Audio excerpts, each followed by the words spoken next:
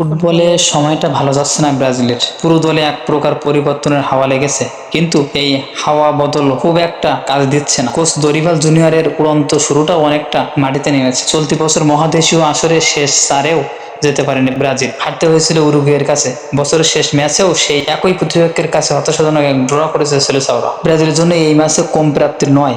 প্রথমার্ধে আক্রমণভাগে ছন্নছাড়া পারফরম্যান্সের পর দ্বিতীয়ার্ধের 10 মিনিটের মাথায় গোল হজম করতে হয় তাদের। সেখান থেকে অবশ্য ফিরে এসেছে তারা। দর্শনীয় দুই গোল অবশ্য চোখের সামনে দেখেছেন ভক্তরা। গোল পরিশোধের পর ব্রাজিলের চিরায়ত আক্রমণাত্মক ফুটবলও দেখা গেছে, কিন্তু ফরওয়ার্ড লাইনের দুর্বলতায় আরো একবার হতাশ হতে হয়েছে তাদের। পুরো 45 মিনিটে গোটা 7 শট, কিন্তু প্রতিপক্ষের গোলমুখে আছে কেবল এক শটই। সুযোগ এসেছিল বারবার, কিন্তু ব্রাজিলের ফরওয়ার্ডরা একের পর এক সুযোগই মিস করে গেলেন পুরোটা সময় জুড়ে। প্রতিপক্ষ উরুগুয়ের রিবক্সে একের পর এক বল রেখেছিলেন মিডফিল্ডাররা, সেটাকে কাজে লাগাতে পারেননি কেউই। রাফিনিয়া, হেসুস, ভিনিসিয়াসরা মিস করেছেন একের পর এক সুযোগ। উরুগুয়ে অবশ্য ব্যস্ত সময় পার করেছে। রক্ষণে ফেদে ভালভার্দের একমাত্র ফ্রি কিক ছাড়া বলার মতো আক্রমণই ছিল না দুইবারের বিশ্ব চ্যাম্পিয়নদের।